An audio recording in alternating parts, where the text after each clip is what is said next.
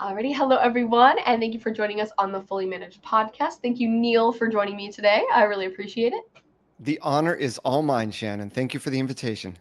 Oh, no, the honor is all mine. You can't just take that from me. Well, wait a minute here. The honor is mine. But wait, oh no. Well, I'm very excited to have you today, Neal. As usual, we're going to start with a game. I customized the game for every person. So this will be a fun little thing to participate, make you brighten up your day a little bit, have a little giggle. So I think you'll really just laugh at the name. So the name, so original, is Neal or No Deal.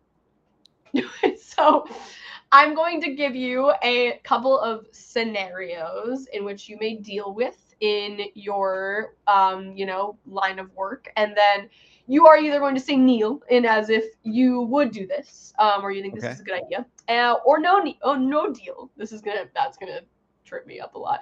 Or no deal, in which you wouldn't do this, and you can give a reason why. Okay. Fair enough. Okay. Alrighty. The first one is using ChatGPT to draft LinkedIn posts. Neal Neal. or no deal? Neal. The key word, the key verb there is draft. Mm-hmm. Use Understood. another verb. It might have been no deal. Yeah, exactly. You still need to read them over, make sure that they're, actually your voice and everything. Make sure that there's no errors. I completely understand. Okay. Yeah, the whole idea about AI and ChatGPT, it should actually amplify who is you, what is you, your experience, your expertise, your perspective. If using it is not doing that and you're trying to create something new that doesn't represent you, that is absolutely the wrong way. And morally, there's an issue with that. Yeah, ethically, that's not you. And people think that it's you, and therefore that Exactly. doesn't make Exactly. exactly. Okay, next one is cold messaging 100 people with the same pitch. No deal. No deal. Come on. Yeah, it's a. Lane. Do we And a have to lot of cover people it? do this. A lot of people do this. Now that, I am not a big cold messaging, cold email person. There are others who get great results, but the ones who get great results personalize every single one of those messages. And I'm not just saying, hey, first name, but the actual content of it as Yes. well. It's all about relevance. If it's not relevant and personalized, it's not going to be effective. So I would never recommend you just cut and paste the same thing, even though we often receive a lot of messages like that. So I hope if you're listening that you'll change your ways.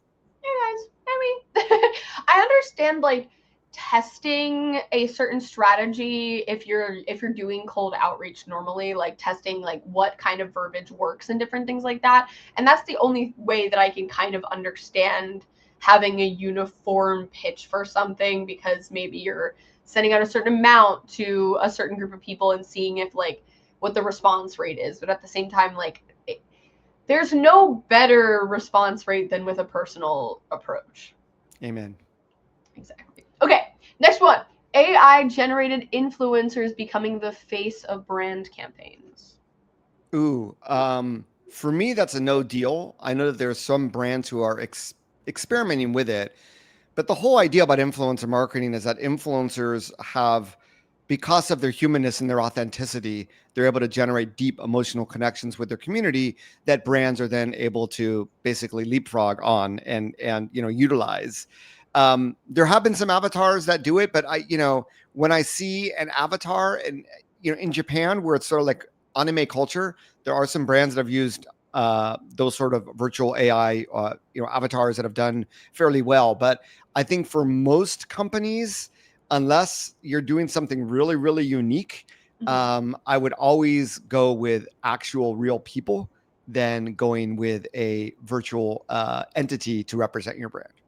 Yeah, no, I can definitely agree with that, and I understand what you're saying about anime specifically, in which like in some fields maybe it would work. Like for example, like maybe if you're an agency and your creative is specifically around like cartooning, or like specifically around like a certain like creative approach, then maybe an avatar that's AI generated that is that specific kind of animation or something like that. Like maybe that might work because that's already the appeal of your agency or like your business in which you can spin it that way. But like for just a regular agency that's not involved in that kind of world, why unpersonalize your approach and reaching your audience? Yep. Keep it real. Yeah, exactly. That's gonna be the entire encompassing point of this whole episode. Sounding that Speaking. way. Okay, last one, and then we'll get into just you. Okay, so, um, okay, this one is very controversial because I see it on LinkedIn a lot, actually. Posting personal life updates on LinkedIn. I'd say Neal. And the reason is that LinkedIn has changed. I had this conversation this morning with someone else. It's the social media has changed over the last 15 years. So there are a lot of older people who still treat like LinkedIn like it was back in 2010. But millennials are now probably a majority of the workforce, if my numbers and the data I hear is right. So we are all becoming very social first, and we're sharing more content. And I think it's only natural that people have personal updates they want to share. I would also say that it's the personal updates on LinkedIn that actually help you build an emotional connection with people that you can't build through professional updates. So I would not post 100% personal updates on LinkedIn, but I do think they have a role. And when used together with other content strategies, can be quite effective. Yeah, I can completely understand that, and I do think that the majority of the people in which I see post personal life updates are probably in the millennial era, which kind of makes sense.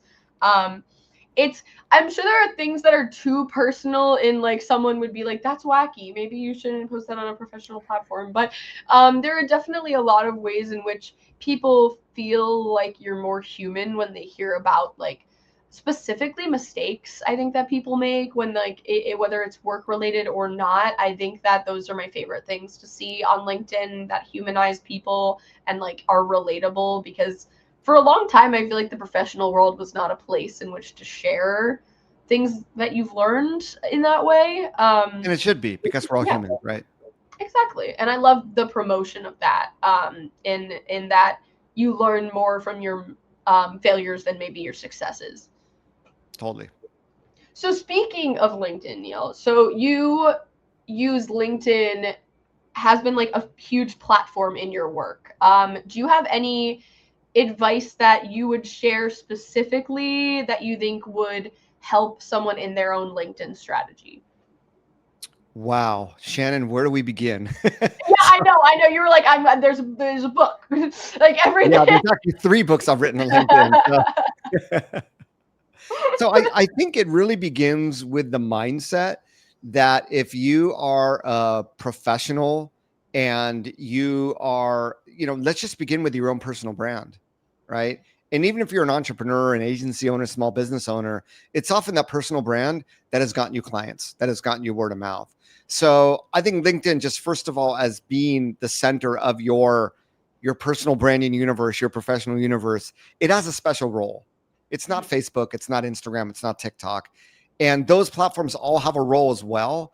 But everybody should consider LinkedIn as that central place for personal branding because you never know where your career is going to take you. You never know where your business is going to take you. You never know when someone's going to look you up on LinkedIn and go, what is this person about? Because that is the default place where people look.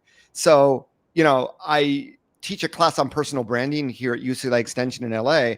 And the simple definition, and I love to simplify things. Jeff Bezos, the founder of Amazon, is attributed to saying this, but personal branding is just about what people say about you when you're not in the room, right?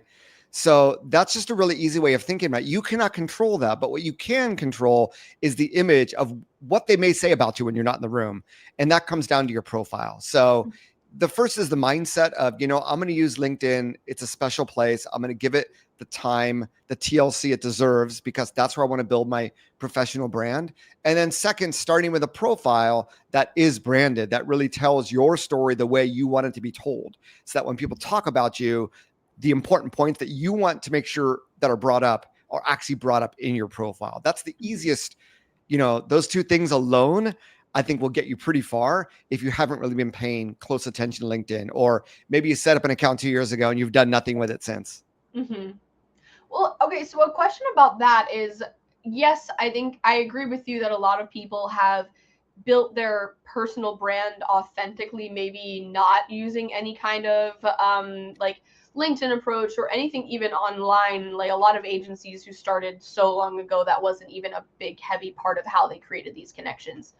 Well, what kind of advice would you give to someone who specifically is maybe a very like charismatic person in person, but is horrible at branding themselves? Like maybe they're just not good at making connections online because it feels inauthentic to them, or like it's just not where they're best at creating their own personality. Like what would you recommend for that kind of person? Yeah, I've actually I have a collaboration with a B2B marketplace, so I've had the opportunity to interview a number of agency owners recently, and a few of them are exactly that you said. Mm-hmm. They've built amazing businesses, but they're really introvert. So I'm like, Mm-hmm. hey, do you ever want to do like an event together? It's like, well, we don't really do events. We don't really put ourselves out in public. It's just not our Mm-hmm. style. I'm like, okay, but we mentioned millennials being a majority of people in the workforce and majority of a lot of the content we see on LinkedIn. We also see Gen Z that are now becoming older, they're now entering the workforce. Mm-hmm. And these are both generations that place a lot of value in investing in companies and brands that they have an attachment to. So I believe that the personal brand, especially if you're an agency owner, if you can translate that charisma online, it allows you to expand your sphere of influence, your reach. So I think Mm-hmm. that there is a way, even if you're an introvert, right? You don't have to like go into your feed and talk to 20 different people a day.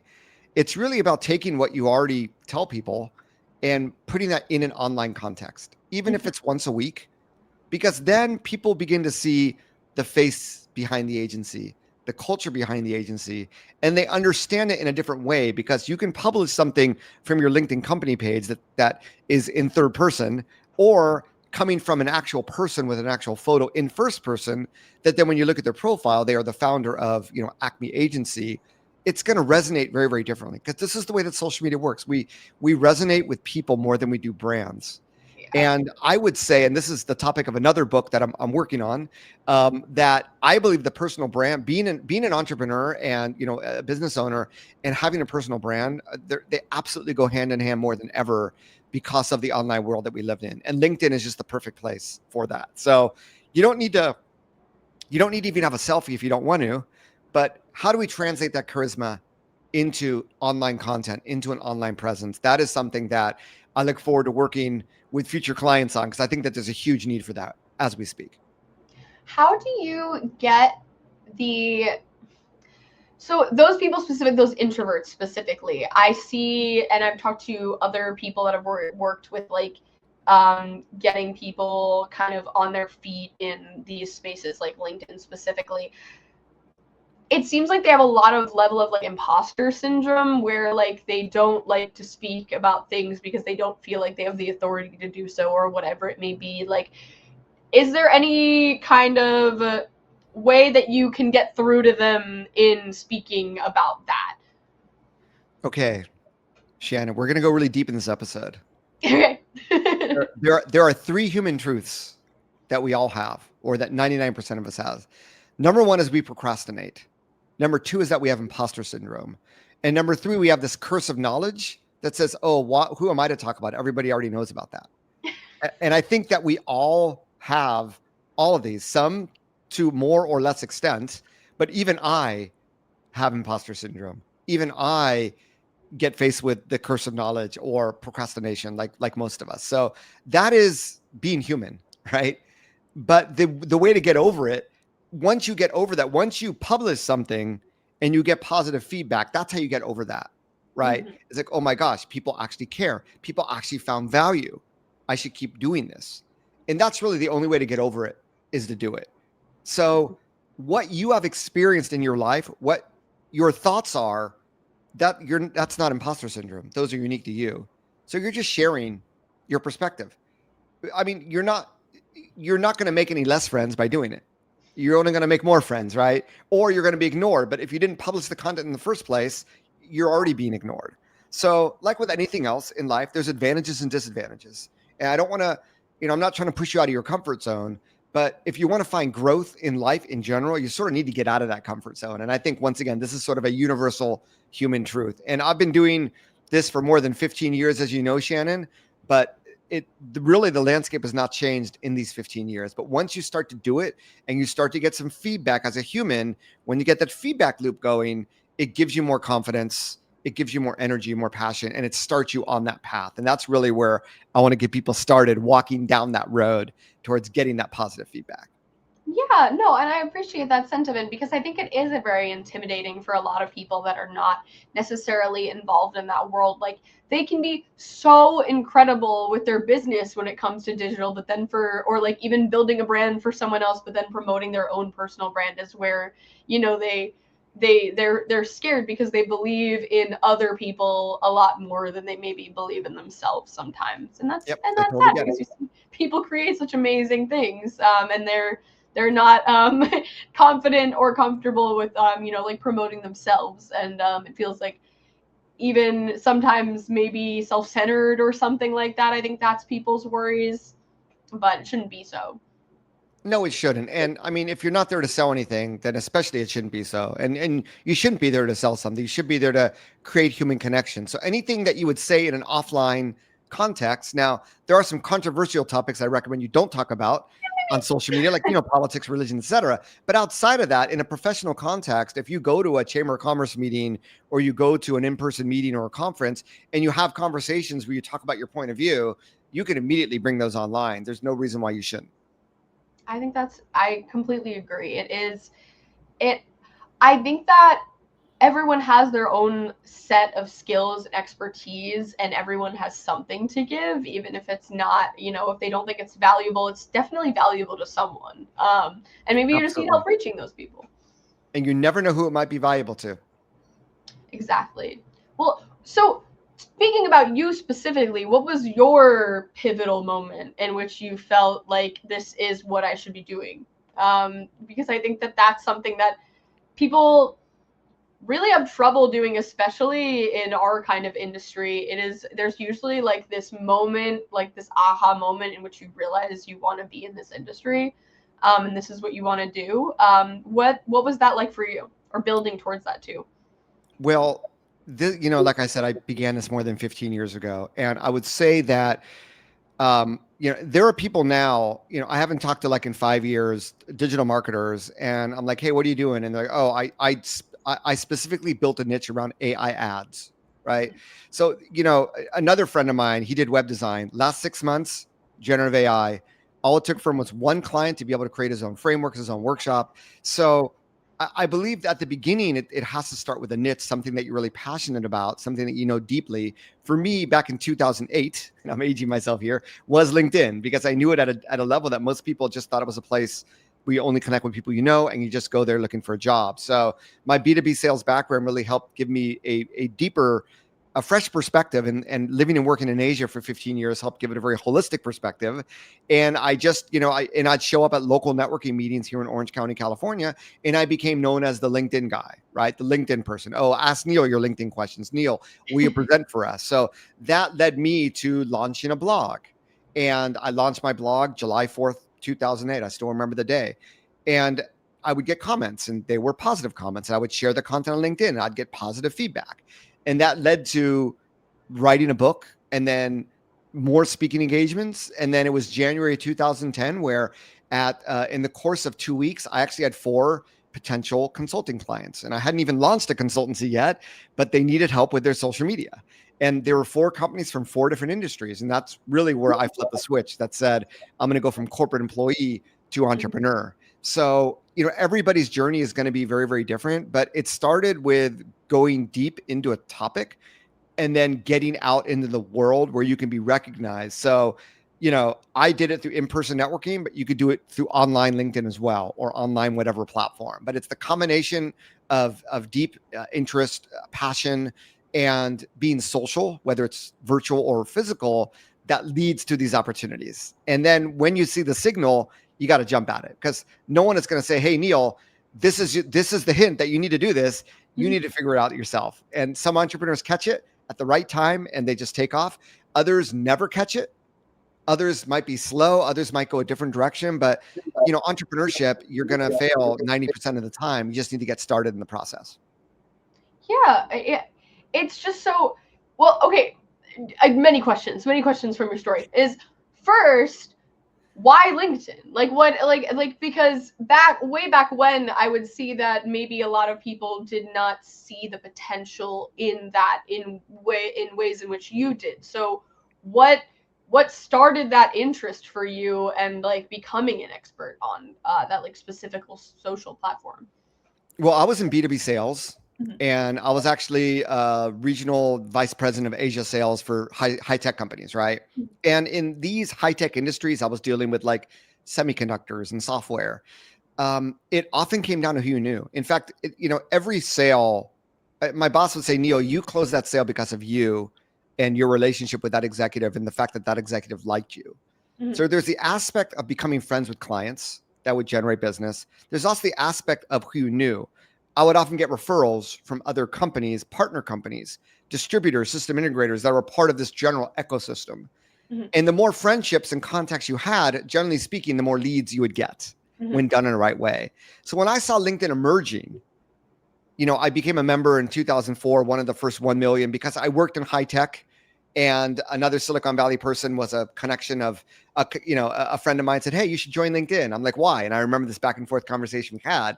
Ended up joining. I didn't really do much with it, but it was really when I came back, and this is a serendipitous moment for me. I lived in Asia after graduating from college, came back, and then I ended up being looking for my first job in the United States, Mhm. and I didn't have a local network because I went to school back east and I started my career in Asia.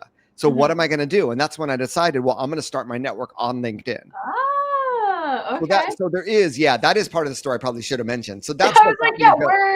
where where did this come from? A lot of Yeah, people didn't use LinkedIn until like in the last 10 years, maybe I would say. exactly. Now, Like, not to find a job, but to network, hmm right?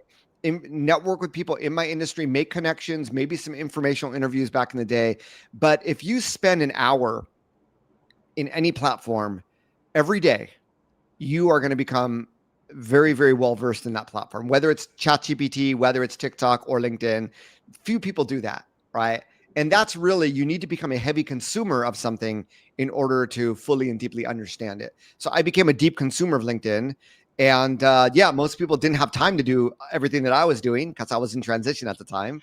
And that led to, but I always had that B2B sales perspective that, this is going to be the networking vehicle. I'm going to build a network that's going to support me throughout my career was really where I was going and what has become, in reality. do you have any connections that you made very early on that you still have today and which you know really value or you feel like snowballed into a very great opportunity?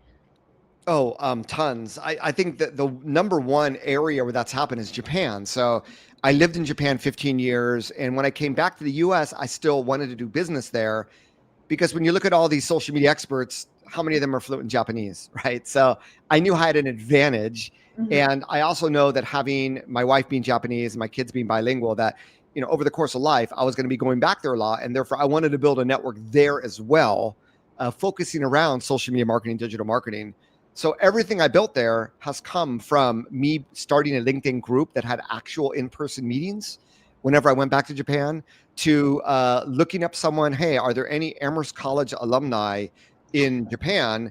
And Uh-huh. then connecting with someone who is actually in social media, who we're still friends today. In fact, I'm going to be meeting him when I'm in Japan later this week. Oh wow. And he, through that friendship, we've done paid events together. He's introduced me to paying clients. And just, every time going back to Japan, meeting more and more people. But a lot of the relationships started from LinkedIn, starting from networking, looking for people. Hey, I'm going to be in town.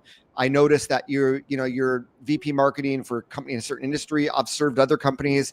I'd love to, join you for a cup of coffee to give you the latest updates on what's happening in the United States, right? So it's little things like that. But yeah, that has definitely yielded business for me. There's been other business from LinkedIn, but a gentleman joined one of my webinars. He was a LinkedIn connection, and I promoted the webinar LinkedIn. He joined. He said, Neil, just by the way, I work for this publisher, and if you're ever interested in publishing with us, let us know. And that led to, HarperCollins Leadership, a contract that led to The Age of Influence, which is a book on influencer marketing I wrote. So, and there's other anecdotes I can share, but yeah, when you get out there and you have a purpose and an objective, and you build your network in such a way, it can be quite lucrative for whatever that means for you. Yeah, no, I think that's really lovely, and I do believe that connection being at like the foundation of any kind of even a business, whatever kind of relationship it is, business, friendship, whatever it may be, like just putting effort towards that can always be beneficial, regardless of whether you get something like directly transactional out of it. It's just something that like I don't know. You never know what you don't know. It's like when you find out that you had a really good friendship with someone growing up, and then you find out they become a mechanic, and you get all of your mechanic, all of your car stuff, for maybe you get at least a car expert, so you know when someone's taking advantage of you at a different mechanic shop. But Yeah, it's I mean, something like that. I will connect. So, and I talk about this in my books, and I'm not here to self promote, but I look for, hey, I'm in Orange County, California. I want to connect with other marketers here, right? To network. And I look for marketers that we have a lot of mutual connections. So we have a lot of mutual friendships. And those, generally speaking, they're easier to connect with. But I don't like when we connect the next day, say, hey, I have this new course. I'm not being Yeah. salesy. It's in the having the network, right? And never knowing when you might want to call on them or they call on you. But I want to share with you. So I've been doing this in Japan for over a decade. So this is the message that I've been sending out to people. Not every connection, but those that I really want to meet on this next trip I'm doing. Hi, so-and-so. Hope you're doing well. I noticed and I want to share this with you just for some context. I noticed we're connected here on LinkedIn, and I realized we haven't had the chance to meet in person yet. I'm heading to Tokyo this week, one of my regular visits there, and I always enjoy connecting face-to-face with my network when I'm in town. As a fractional CMO who focuses on digital marketing and AI trends, I find these conversations incredibly valuable. There's always something to learn from each other's experiences. I'm also a speaker and educator. Honestly, I get more insights from conversations like these than from any other book that I read. Would you be up for grabbing coffee or a beer if you have an hour free that week? Happy to come to your office or meet, whatever works best for you. No agenda other than getting to know each other and seeing if there are ways we might be able to collaborate or help each other out. That, in essence, is to me what networking is all about, right? Yeah. So I'm hoping that sort of conveys my perspective on networking, and you're building this like lifelong group of people that you can both collaborate with, right? One of the guys I reached out to, he is the president of a marketing agency in Tokyo, American. He has a bilingual daughter who wants to go to a high school in Tokyo where I went to college for a summer. And so I said, Neal, my daughter really wants to go to high school. What did you think about your experience there? Right. I can help him. And I had no idea. But once, I reached out to him and he went to my profile, he goes, there's a connection there. And we all have that. And that's why on your profile, you want to build those connection points. So if you volunteer for an organization, this is a big one. I coach a manager for my kids' soccer team.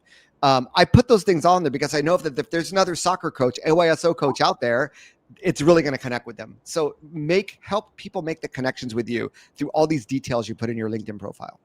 I'll stop there. I know that was a lot. No, that wasn't a lot. There's like I love connections that are kind of serendipitous, in which like they kind of work out and which are able to help each other, because I think that people who are thinking about relationships in a way in which it's transactional, like I scratch your back, you scratch mine kind of thing, you're never going to have real authentic relationships through thinking about them like that. Like, yes, of course, it's a great plus in which when you're like, you make a connection with someone and you realize, oh, like down the line, maybe we can work together kind of thing. Like, and a lot of people do, there's nothing wrong with reaching out for having that purpose in mind, but to be able to have these connections in which you can help someone, in which there's not necessarily expecting something in return, but it's just a familiarity and something that it just works out in that way, and when someone's reaching out and you can help them. I love that, because it's great when you have that kind of relationship and you build something that works off of it, and those are the best relationships you can have, whether in business or friendship or anything.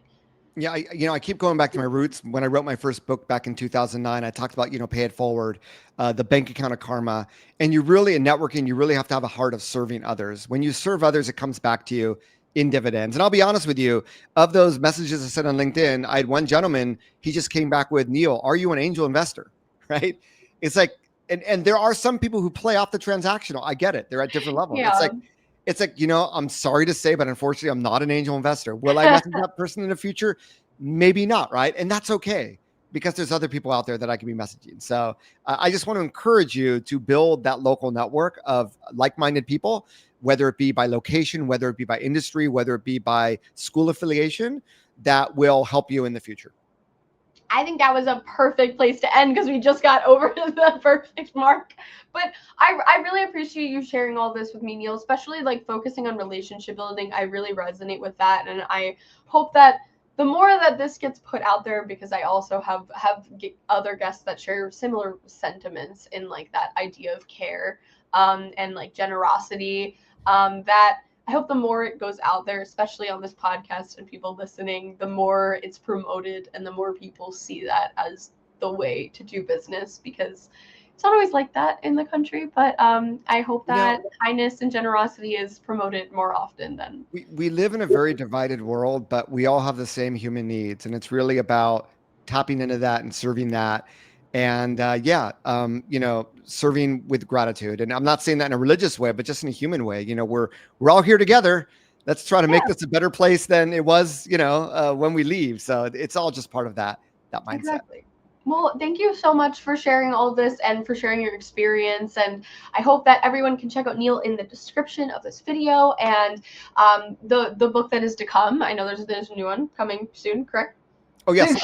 Well, actually, wait for that moment here. I just put it back in. There we go.